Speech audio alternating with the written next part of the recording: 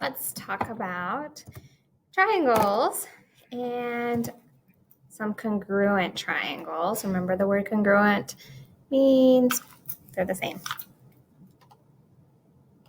Okay, triangles are congruent. That are triangles with the same size and shape. This means all corresponding parts, meaning the same part of one triangle, the same part on another triangle. So the angle or the side, whatever we're talking about, are congruent. Corresponding parts. So we're talking about the same angle here on this triangle and the same angle here on this triangle. Okay, we have some congruency statements. So if we've got these two triangles and we want to say that they are congruent, this is our congruency statement. Triangle ABC is congruent. Remember that little squiggly above the equal sign means congruent to triangle DEF.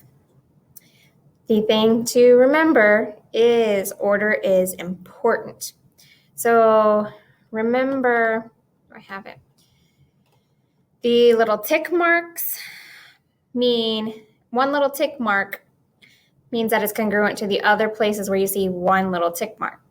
If you've got two tick marks, that's congruent only to the places where you see two tick marks.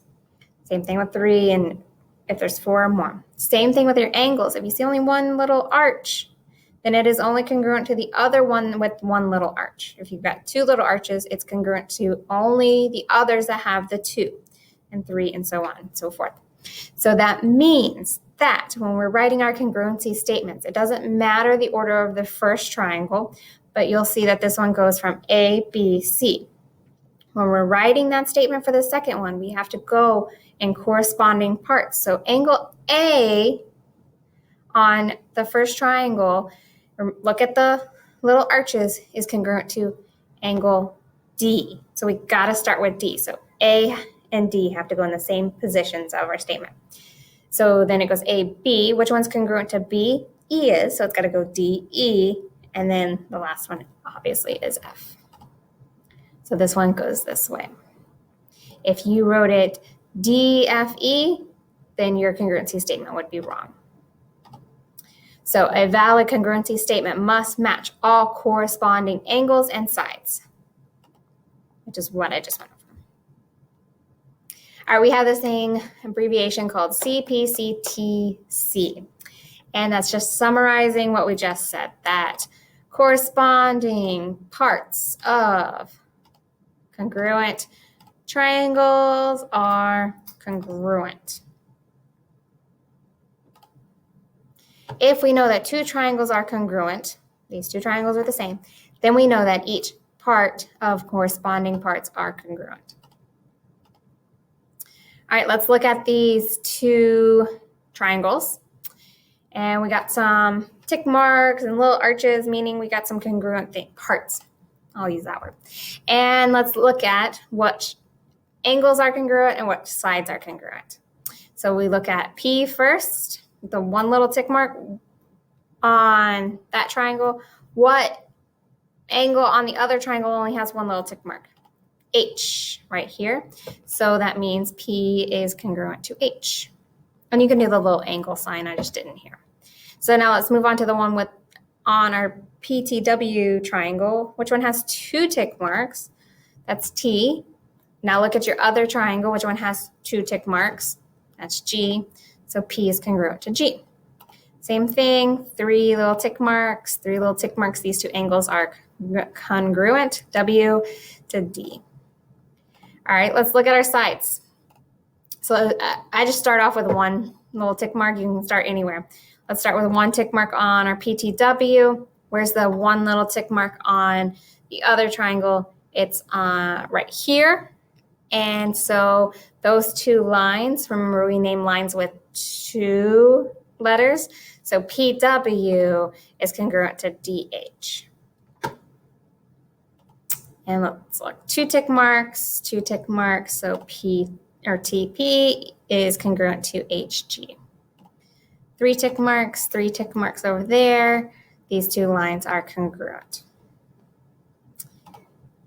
Now, let's write our congruency statement for our triangles. Remember, they have to go in order. So the first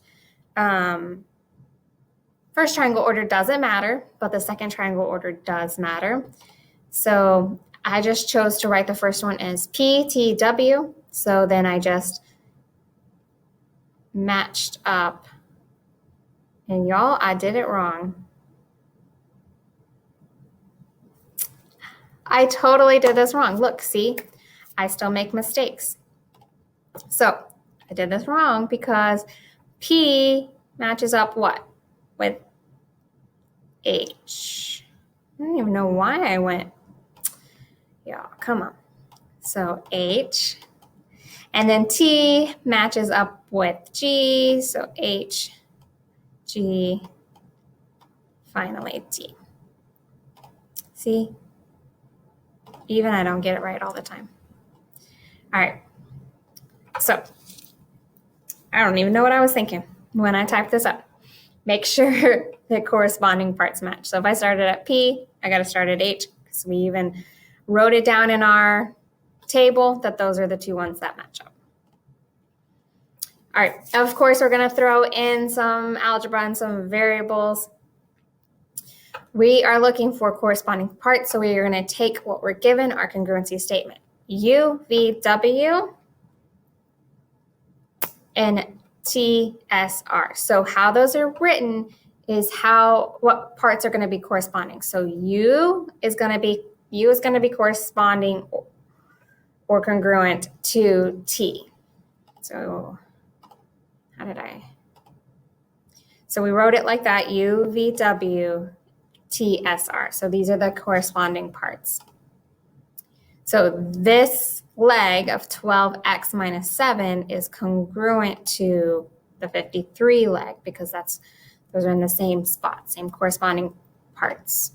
Then the 57 is congruent to this one, and the 3z plus 14 is congruent to that 50. So then I can set up my equations. 12x minus 7 equals 53.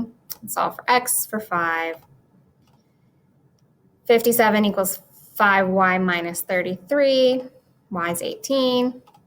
3z plus 14 equals 50. Z equals 12. All right, as you're working through these, let me know if you have any questions.